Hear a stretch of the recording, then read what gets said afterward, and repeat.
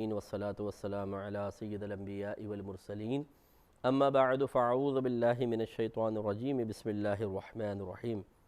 الحمدللہ الہادی پروگرام میں کسب حلال کے بارے میں، حلال رزق کے بارے میں، حلال پیشوں کے بارے میں کلام چل رہا تھا، اور اصل جو ہماری آیت جس پر ہم کلام کر رہے تھے وَأَحَلَّ اللَّهُ الْبَيْعَ وَحَرَّمَ الرِّبَا تھی، کہ اللہ تعالیٰ نے فرمایا کہ اللہ تعالیٰ نے بیع کو حلال اور ربا یعنی سود کو حرام فرمایا۔ تو ہم نے سود پر تفصیلی کلام بہت سارے پروگرامز میں کیا، اور اب ہم رزق حلال کے بارے میں، کہ اللہ تعالیٰ نے بیع کو رزق حلال کا ذریعہ قرار دیا ہے، کہ بیع کو اللہ نے حلال فرمایا۔ اس کا مطلب بیع حلال ہے تو اس سے جو حاصل ہوگا وہ بھی حلال ہوگا، اور اسی حلال اور طیب کے بارے میں بہت زیادہ تلقینات قرآن و حدیث میں موجود ہیں۔ تو قرآن کی آیت تو ہم نے بیان فرمائی، ہمارا الہادی پروگرام میں ایسی ہوتا ہے، ہم کسی ایک آیت کو لے لیتے ہیں اور اس سے متعلقہ آیات آپ کی خدمت میں ذکر کرتے ہیں، لیکن میں نے بہتر محسوس کیا کہ اس آیت کے ساتھ کچھ حدیثیں بھی ملا کر تھوڑا سا مضمون کو زیادہ وسیع انداز سے بیان کیا جائے، تو اس لیے چند احادیث کریمہ بھی آپ کی خدمت میں عرض کر رہے تھے۔ تو پچھلے پروگرام کے لاسٹ میں جو ہم نے حدیث بیان کی تھی، مسلم شریف کی روایت تھی، نبی کریم صلی اللہ علیہ وسلم ایک شخص کا ذکر فرما رہے تھے، حضرت ابو ہریرہ رضی اللہ تعالی عنہ اس حدیث کے راوی ہیں، کہ سرکار نے ارشاد فرمایا کہ پھر حضرت ابو ہریرہ کہتے ہیں کہ پھر سرکار نے ایک شخص کا ذکر فرمایا جو طویل سفر کرتا ہے، جس کے بال بکھرے ہوئے اور غبار آلودہ ہیں، چہرے وغیرہ پہ بھی غبار ہے، اپنے ہاتھوں کو آسمان کی طرف اٹھا کر کہتا ہے کہ اے میرے رب، اے میرے رب، یعنی دعائیں مانگ رہا ہوتا ہے، حالانکہ اس کا کھانا حرام، اس کا پینا حرام، اس کا لباس حرام، اور اسے حرام غذا کھلائی جاتی ہے۔ تو سرکار نے فرمایا کہ بھلا اس کی التجا کیسے قبول کی جائے؟ تو معلوم ہوا کہ اگر ہم اپنی دعائیں قبول کروانا چاہتے ہیں، عبادات کو مقام مقبولیت تک پہنچانا چاہتے ہیں، تو پھر رزق حلال پر توجہ کرنا بہت ہی زیادہ ضروری ہے۔ لوگوں نے آج اس تمیز کو بھلا دیا ہے کہ حلال کیا ہے، حرام کیا ہے، وہ صرف دنیاوی آسائشوں پہ نگاہ رکھتے ہیں، اور اس قسم کے ڈیڑھ ہوشیار قسم کے لوگ جو رزق حلال کی باتیں کریں، جو قناعت کی باتیں کریں، جو آخرت کی بات کرے، جو اللہ کی رضا کی بات کرے، یہ لوگ ان کو بے وقوف سمجھتے ہیں، اور ان کو کہتے ہیں کہ یہ اصل میں دنیا کی دوڑ میں ہارے ہوئے لوگ ہیں، نکمے شکست خوردہ لوگ ہیں، اس لیے ان کی زبانوں سے ایسی باتیں نکل رہی ہیں۔ معاذ اللہ ثم معاذ اللہ، یہ باتیں شکست خوردہ لوگوں کی نہیں ہیں، یہ باتیں ہمارے رب کی ہیں، یہ نبی کریم صلی اللہ علیہ وسلم کی باتیں ہیں۔ تمہارے ذہن کے اندر فساد ہے کہ تم ان باتوں کی برکات قبول نہیں کر پا رہے ہو۔ بالکل ایسے جیسے ایک الیکٹرک وائر ہو، اس میں بہت سارے بلب لگے ہوں، سارے بلب ٹھیک ہوں، ایک فیوز ہو، بٹن آن کریں سب آن ہو جائیں گے، وہ فیوز آن نہیں ہوگا۔ وجہ کیا ہے کہ اس میں اس الیکٹرک سے فیض حاصل کرنے کی صلاحیت موجود نہیں ہے۔ تو اس قسم کے جو ڈیڑھ ہوشیار ہوتے ہیں، کہ جو بچوں کو بھی اس طرز پہ سمجھا رہے ہوتے ہیں کہ دیکھو یہ حلال وغیرہ کی باتیں نہ کرو، دنیا میں پیچھے رہ جاؤ گے، اتنی سی ضرورتوں کے لیے ہاتھ پھیلاؤ گے، ہمیں دیکھو تھوڑا سا ٹیبل کے اوپر سے لیتے ہیں، باقی سب ٹیبل کے نیچے سے لیتے ہیں، تبھی دیکھو تمہیں مکان، دیکھو میرے پاس گاڑی ہے، آج یہ ہے، آج وہ ہے۔ لیکن حضرت کب تک ہے، کتنے عرصے تک ہے؟ ابھی آپ نے مرنا ہے، مر کے ذرا جائیں تو صحیح قبر کے اندر، پھر پتہ چلے گا کہ ان آسائشوں کا بدلہ کیا تھا۔ لیکن دنیا کی محبت اتنی غالب ہو جاتی ہے کہ جب اس محبت کے راہ میں کوئی نصیحت رکاوٹ ڈالنے کی کوشش کرے یا انسان کو جھنجھوڑنے کی کوشش کرے، تو نفس و شیطان جو اس کو غلام بنائے ہوتے ہیں، اس کو کہتے ہیں کہ بول دین کے خلاف، تو وہ بکنا شروع کر دیتا ہے کہ یہ سب باتیں ایسی ہیں، یہ سب پرانی زمانے کی باتیں ہیں، جی آج کل پیسہ ہے تو سب کچھ ہے، پیسہ نہیں ہے تو کچھ بھی نہیں ہے۔ اچھا پیسہ ہے تو سب کچھ ہے، کیا پیسے سے آپ اچھی موت خرید سکتے ہیں؟ کیا پیسے سے آپ عذابات قبر کی دوری خرید سکتے ہیں؟ کیا پیسہ لے کر آپ اگر قبر میں چلے جائیں تو منکر نکیر کو پیسے دے کر سوالات کے جوابات میں آسانیاں حاصل کر سکتے ہیں؟ کیا پیسے سے آخرت خریدی جا سکتی ہے؟ کیا پیسے سے اللہ تبارک و تعالیٰ کو معاذ اللہ ثم معاذ اللہ خریدا جا سکتا ہے؟ قرآن کی واضح آیات موجود ہیں جن کا مفہوم عرض کرتا ہوں، کہ جب یہ کافر لوگ بروز قیامت اللہ کی بارگاہ میں آئیں گے، جنہوں نے بڑی نعمتیں اور آسائشوں میں زندگی گزاری ہوگی، تو اس وقت کافر یہ تمنا کرے گا کاش پوری دنیا مجھے دے دی جائے اور میں اسے بطور فدیہ دے کر اپنی جان چھڑا لوں۔ یعنی پھر اتنی حقیر محسوس ہوگی دنیا کہ وہاں جان چھڑانے کے لیے انسان پوری دنیا کو دینے کے لیے تیار ہو جائے گا کہ بطور فدیہ دے دوں۔ یہ تو آدمی مر کر دیکھے، پھر اس کو دنیا کی بے ثباتی بالکل واضح طور پہ سمجھ میں آ جائے گی کہ جس دنیا کے پیچھے ہم کتوں کی طرح دوڑ رہے ہوتے ہیں، بعض وقت بھوکے کتے کی طرح، جیسے کتا ہیروئن سونگھتا ہے نا، ہم اس طریقے سے ذرائع سونگھ رہے ہوتے ہیں، بس کسی طرح حرام ہمارے پاس آ جائے۔ لیکن جب انسان مرے گا تو پھر اس کو احساس ہوگا کہ دنیا واقعی کیا ہے۔ اپنی عزیز اولاد جو ہوتی ہے قریبی، وہ بھی ہاتھ اٹھا کے ایسے باپ کے لیے دعائیں نہیں کرتی جو ساری زندگی گالیاں بکتا رہے، حرام کماتا رہے، نماز قضا کرتا رہے، اللہ تعالیٰ کو برا بھلا کہتا رہے، اپنی شرارتوں کو جائز قرار دینے کے لیے دین کی پابندیوں پہ کلام کرتا رہے۔ تو ایسے باپ کی کوئی عزت پھر لوگوں کی نگاہوں میں بچوں کے نہیں ہوتی۔ دنیا میں ظاہری طور پہ اس کی رسپیکٹ کر لی جاتی ہے، اس سے اظہار محبت کیا جاتا ہے، لیکن حقیقتاً دل میں کچھ بھی نہیں ہوتا، جس کی دلیل یہ ہوتی ہے کہ جیسی وہ مرتا ہے پھر قبر سنسان ہوتی ہے، ہوائیں اڑ رہی ہیں، پتے سوکھے اس کی قبر پہ اڑ رہے ہیں، کوئی اس کی قبر پہ نہیں جاتا ہے، فرصت ہی نہیں ہوتی اولاد کے پاس، کیونکہ وہ اپنی حرکتوں سے اپنی شخصیت کو اتنا مس کر چکا ہوتا ہے، اور اپنی دنیاوی بس عارضی عزت سے اتنا وہ تکبر میں آ چکا ہوتا ہے کہ ان باتوں کو احساس ہی نہیں کر پاتا، تو بچوں کو صحیح تربیت بھی نہیں کر پاتا۔ اور رزق حرام جس کے پیٹ میں پہنچتا ہے تو پھر نورانیت تو پیدا نہیں ہوتی، پھر تو شیطانیت پیدا ہوتی ہے، اور لازم بات ہے کہ اولاد پھر غلط راستے کی طرف چلی جاتی ہے، اور ذمہ دار یہ شخص ہے۔ تو خلاصہ کلام یہ ہے کہ اگر ہم یہ چاہتے ہیں کہ ہماری دعائیں مقبول ہوں، دنیا میں توقع کے مطابق نہ بھی ملے تو دعاؤں کا بدلہ آخرت میں ملے گا، اور اسی طریقے سے اپنے گھر میں برکت دیکھنا چاہتے ہیں تو رزق حلال کی طرف ہمیں مائل ہونا چاہیے، جو یقیناً کم ملے گا۔ رزق حلال سرکار نے واضح فرمایا کہ حرام تمہاری طرف دوڑ کر آئے گا اور حلال تمہیں بقدر ضرورت ملے گا۔ بس ایک دفعہ ایک نبی علیہ السلام ایک جگہ سے گزر رہے تھے، تو ایک شخص جال ڈال رہا تھا دریا میں، تو اس نے کہا بسم اللہ الرحمن الرحیم، جال پھینکا، کھینچا تو بہت تھوڑی سی مچھلیاں آئیں۔ ایک شخص اور کھڑا تھا دور، کافر تھا، اس نے کہا بسم الشیطان، شیطان کے نام کے ساتھ جال پھینکو تو اتنی مچھلیاں آئیں، کثیر مچھلیاں۔ تو بڑے حیران ہوئے، اللہ کی بارگاہ میں عرض کی یا رب کریم، جس نے تیرا نام لیا اس کو اتنا سا ملا، جس نے شیطان کا نام لیا اس کو اتنی کثیر مچھلیاں۔ تو اللہ تعالیٰ نے ارشاد فرمایا کہ بات دراصل یہ ہے کہ جس نے میرا نام لیا اس کے لیے آخرت ہے، دنیا نہیں، اور جس نے شیطان کا نام لیا اس کو میں دنیا میں دے دوں گا، اس کے لیے آخرت میں کوئی حصہ نہیں ہے۔ تو اب یہ فیصلہ ہمارے ہاتھ میں، دنیا کما لو۔ بڑے بڑے دیکھیں نا، جو یہ افسر ٹائپ لوگ ہیں، سیٹھ ہیں، میں ان سے کویسچن کرتا ہوں آپ کتنا کما لو گے، کتنا پیسہ بنا لو گے؟ اتنا تو نہیں بنا سکتے جتنا دنیا کے اندر آپ سے زیادہ امیر لوگوں کے پاس ہے۔ پاکستان میں بھی چند گنے چنے خاندان ہیں کہ جو مالدار سب سے زیادہ پاکستان میں ٹاپ پر ہیں، باقی تو جتنا بھی کما لیں آپ وہی رہیں گے، آپ گمنام ٹائپ کے۔ بس یہ دل کو سمجھانے والی بات ہے، کتنا کما لو گے بھائی، پھر بھی کم ہوگا، لیکن اپنے آخرت برباد کر لیں گے۔ اس کے برعکس اگر رزق حلال کمائیں، کم اب بھی ہوگا دوسروں کے مقابلے میں، لیکن آخرت بہتر بن جائے گی۔ تو کون سے کم پر آپ راضی ہونا چاہتے ہیں؟ اس کم پر جو حرام ہے دوسروں کے مقابلے میں کم لیکن ساتھ میں آخرت کی بربادی ہے، یا اس کم پہ راضی ہونا چاہتے ہیں جو دوسروں کے مقابلے میں کم لیکن رزق حلال ہے لیکن آخرت کی بربادی نہیں ہے؟ سمجھدار آدمی کے لیے فیصلہ کرنے کے لیے اتنی باتیں کافی ہوتی ہیں، اور بے وقوف انسان اسی طرح سوچتا رہتا، اچھا کل کروں گا، پرسوں کروں گا، ترسوں کروں گا، کرارے نوٹ ہاتھ میں آ کے ان کو دور کرنے کا دل نہیں چاہتا انسان کا، لیکن کب تک رہے گا؟ آخر ایک نہ ایک وقت آئے گا کہ اس کو پچھتاوا ہوگا، اور وہ وقت اکثر مرنے کے بعد ہی آتا ہے۔ زندگی میں آ جائے کاش تو یہ اللہ کی بہت بڑی رحمت ہے۔ میرے آقا صلی اللہ علیہ وسلم نے، یہ بخاری کی روایت ہے، اسی طرح کا ایک اس ماحول کی، جو آج کل ہمارا ماحول ہے، اس کی منظر کشی آج سے کم و بیش 1500 سال پہلے فرمائی۔ آپ نے ارشاد فرمایا کہ لوگوں پر ایسا زمانہ بھی آئے گا جب کہ آدمی پرواہ نہیں کرے گا کہ جو وہ حاصل کر رہا ہے حلال سے ہے یا حرام سے۔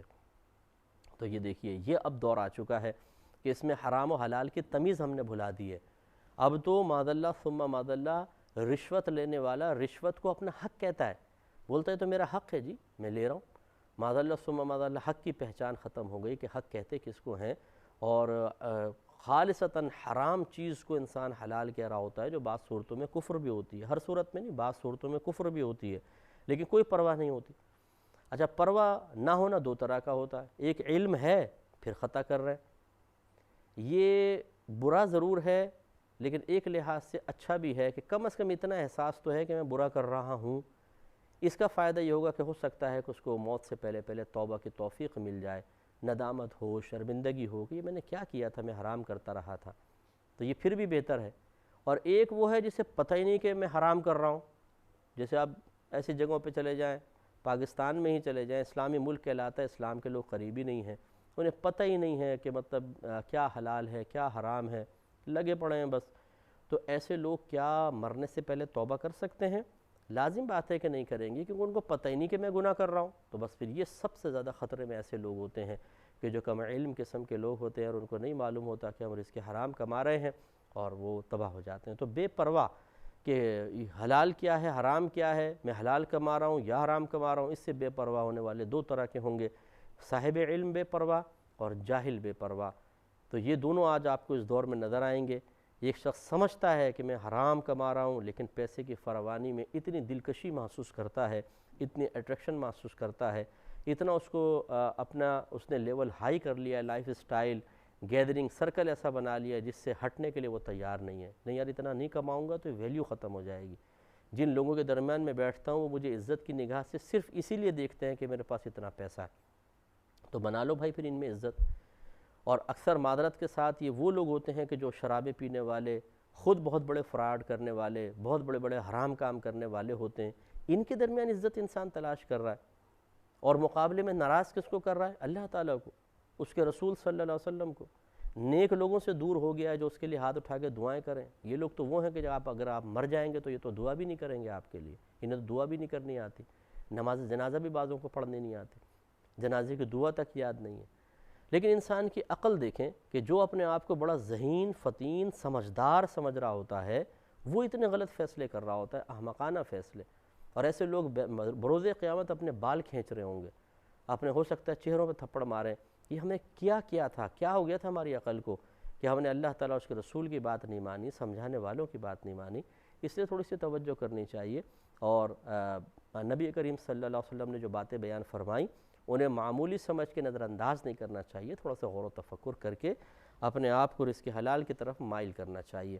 اس سے معلوم یہ ہوا کہ یہ بھی بہت بڑی سعادت کی بات ہے کہ ایک آدمی غور کرے کہ میں جو کما رہا ہوں حلال ہے یا حرام، میں جو اپنے بیوی بچوں کے پیٹ میں غذا ڈال رہا ہوں وہ حلال ہے یا حرام. اللہ کا بڑا کرم ہے، میں اللہ کا ہزارہ دفعہ شکریہ ادا کرتا ہوں کہ اس نے ہمیں علم کی نعمت سے نوازا ہے اور یہ توفیق بھی دی ہے کہ آنے والی رزق کے اوپر غور و تفکر کریں. تو پھر ہم جب اللہ نے یہ نعمت ہمیں دی ہے تو ہم چاہتے ہیں کہ ہم اپنے مسلمان بھائیوں کے اندر بھی یہ شعور بیدار کریں، مسلمان بہنوں میں شعور بیدار کریں کہ آپ سب کو بھی یہ سوچنا چاہیے. اور یہ نہیں میرا کہنے کا مطلب ہے کہ جو ہمیں سن رہے ہیں ان کے اندر یہ شعور حاصل نہیں، ان کو یہ شعور حاصل نہیں ہے. بہت اچھے لوگ بھی ہیں، میں تو ان لوگوں کے بارے میں کہہ رہا ہوں جن کو ابھی یہ شعور حاصل نہیں ہے. تو ہم چاہتے ہیں کہ شعور ان کو بھی حاصل ہو جائے کہ وہ بھی سوچیں کہ ہم کیا کر رہے ہیں، کس طرح کما رہے ہیں، اور اس کا انجام کیا ہوگا آخرت میں.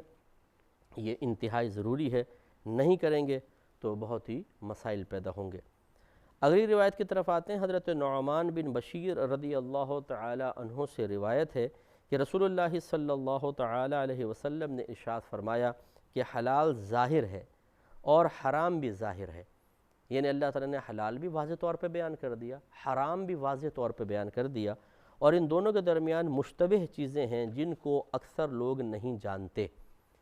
یعنی بعض چیزیں ایسی ہیں جن میں شبہ پیدا ہو جاتا ہے، پتہ نہیں یہ حلال کی طرف ہے یا حرام کی طرف. فرمایا جو مشتبہ چیزوں سے بچا اس نے اپنے دین اور اپنی عزت کو بچا لیا، اور جو مشتبہ امور میں پڑا وہ حرام میں پھنس جائے گا. پھر سرکار نے مثال دی جیسے چرواہا چراگاہ کے نزدیک چرائے. یعنی پہلے ایسا ہوتا تھا کہ بادشاہوں کی چراگاہیں ہوتی تھیں جس میں شاہی جانور چرتے تھے، تو ان کی باقاعدہ ایک باؤنڈری وال ہوتی تھی، اور اس میں منع تھا کہ عام آدمی کو کہ بالکل اپنے جانور اس میں نہیں چرائیں گے. اگر وہ چراتے تھے تو جیسے ممنوعہ علاقے ہوتے ہیں، کوئی اس میں گھس جاتا ہے تو اس کو سزا ملتی ہے، اسی طریقے سے اس شخص کو بھی سزا ملا کرتی تھی. تو سرکار وہ شاہی چراگاہ کا ذکر فرما رہے ہیں. فرمایا کہ جیسے چرواہا چراگاہ کے نزدیک چرائے تو خطرہ ہے کہ اس میں جانور جا کر چرنا شروع کر دیں. پھر فرمایا آگاہ رہو کہ ہر بادشاہ کی ایک چراگاہ ہوتی ہے، خبردار ہو جاؤ کہ اللہ تبارک و تعالیٰ کی چراگاہ حرام امور ہیں. یعنی فرمایا کہ سمجھ لو کہ اللہ تعالیٰ کی چراگاہ گویا کہ حرام امور ہیں، اگر اپنے آپ کو چھوڑ دو گے تو آہستہ آہستہ حرام میں جا کے پڑ جاؤ گے اور قابل گرفت ہو جاؤ گے. اس لیے یہ ضروری ہوا کہ انسان حرام اور حلال کی تو کم از کم تمیز حاصل کرے کہ کیا کیا حرام ہے کیا کیا حلال ہے، جو حدیثوں میں واضح طور پہ بیان ہو گیا، قرآن میں واضح طور پہ بیان ہو گیا۔ پھر کوئی چیز ایسی ہے جو مشتبہ ہو جائے، جیسے مثال کے طور پہ دو دوست ہیں، پارٹنرشپ کرنا چاہتے ہیں، اب ٹرمز اینڈ کنڈیشنز طے کر رہے ہیں، اب وہ سوچ رہے ہیں یار یہ جو ہم نے شرط لگائی ہے، یہ کنڈیشن لگائی ہے، یہ صحیح ہے یا نہیں ہے، اس میں شبہ پڑ گیا۔ تو ایک تو واضح چیز تھی بھی تجارت جائز ہے، شرکت جائز ہے، مداربت جائز ہے، یہ قرآن نے اور حدیث نے بتا دیا حلال ہے۔ اب شبہ کس میں پیدا ہوا؟ ایک کنڈیشن میں۔ اس شبہ کے بارے میں معلوم کرنا چاہیے کہ تاکہ مشتبہ چیز ختم ہو جائے۔ بعض اوقات دل میں بات کھٹک رہی ہوتی ہے، آدمی پرواہ نہیں کرتا اور اس کو کر بیٹھتا ہے، بعد میں پتہ چلتا ہے کہ اس کی وجہ سے آپ کی روزی حرام ہو گئی ہے، پھر اس کو افسوس ہوتا ہے کہ یار مجھے ایسا نہیں کرنا چاہیے تھا۔ تو اس لیے پہلے معلوم کر لیں۔ پھر سرکار نے ارشاد فرمایا کہ معلوم ہونا چاہیے کہ جسم میں ایک لوتھڑا ہے، وہ ٹھیک رہے تو سارا جسم ٹھیک رہتا ہے، اور وہ خراب ہو جائے تو سارا جسم خراب ہو جاتا ہے۔ خبردار رہو کہ وہ دل ہے۔ اس حدیث کی وجہ سے امام شافعی رحمۃ اللہ علیہ فرماتے ہیں کہ معلوم ہوا کہ عقل جو ہوتی ہے، عقل وہ ادھر ہوتی ہے دل میں۔ ان کا کہنا یہ ہے کیونکہ سرکار نے فرمایا کہ دل تو پمپ کرنے والا ایک آلہ ہے، یہ خود تو نہیں سوچتا نا، اصل تو عقل ہوتی ہے جو تمام اعضاء کو چلاتی ہے، جس کو ہم دماغ بھی کہہ دیتے ہیں کبھی کبھی، لیکن حقیقتاً دماغ بھی نہیں چلا رہا ہوتا۔ ایک پاگل آدمی کے پاس بھیجا موجود ہے، عقل نہیں ہوتی، اس لیے وہ صحیح فیصلے نہیں کر پا رہا ہوتا۔ اصل دماغ نہیں چلا رہا ہوتا، اصل میں نور عقل چلا رہا ہوتا ہے پورے باڈی کو۔ تو یہ سرکار صلی اللہ علیہ وسلم نے، ہم کہتے ہیں کہ مجازاً دل کا لفظ استعمال فرما لیا، حالانکہ مراد یہاں عقل ہی ہے، اور امام شافعی رحمۃ اللہ علیہ فرماتے ہیں کہ دل ہی مراد ہے، دل بادشاہ ہے پورے جسم کا، حالانکہ دل نہیں ہے بلکہ عقل ہے یہاں مجازی طور پہ۔ اسی لیے امام اعظم رضی اللہ تعالیٰ عنہ فرماتے ہیں اگر کسی کے دماغ پر چوٹ لگ جائے تو امام اعظم کے نزدیک عقل کا ٹھکانہ یہ ہے دماغ، امام شافعی دل کو کہہ رہے ہیں۔ امام اعظم رضی اللہ تعالیٰ عنہ فرماتے ہیں اگر دماغ میں چوٹ لگ جائے تو انسان پاگل ہو جاتا ہے۔ اب دل بھی موجود ہے، بھیجا بھی موجود ہے، لیکن وہ پاگلوں والی حرکتیں کر رہا ہے۔ اس کا مطلب ہے کہ کوئی ایک چیز اور ہے جو ختم ہوئی ہے، جو پورے بدن کو کنٹرول کر رہی تھی اور بالکل صحیح اس نے تمام اعضاء کو مختلف کاموں کے لیے ایڈجسٹ کیا ہوا تھا، اور وہ تھی نور عقل۔ تو اس لیے امام اعظم کے دلائل قوی ہیں۔ تو اصل میں یہاں مجازاً سرکار نے کیونکہ صحابہ کو سمجھانا تھا تو دل کا لفظ استعمال فرما لیا، ورنہ حقیقتاً نور عقل کہنا مقصود ہے کہ نور عقل جو ہے وہ پورے جسم کو کنٹرول کرتا ہے، لہٰذا عقل کو ذرا دیکھ لیا جائے، نور عقل کو صحیح رکھا جائے، اس کو صحیح یوز کیا جائے تو پھر پورا جسم ٹھیک رہے گا، ورنہ خرابی کی طرف آ جائے گا۔ تو اس نور عقل کے لیے بھی، صحیح یوز کے لیے بھی ایک تعلیم چاہیے، اور وہ تعلیم شرع ہوتی ہے۔ وہی میں آپ کو سمجھانا چاہ رہا ہوں کہ اپنے نور عقل کو صحیح راہ پہ چلانے کے لیے تعلیم شرع حاصل کرنا انتہائی ضروری ہے۔ اللہ تبارک و تعالیٰ سے دعا ہے کہ جو کچھ سنا اس پر اللہ تعالیٰ مجھ گناہگار کو بھی اور آپ سب اچھے لوگوں کو بھی عمل کی توفیق عطا فرمائے، آمین۔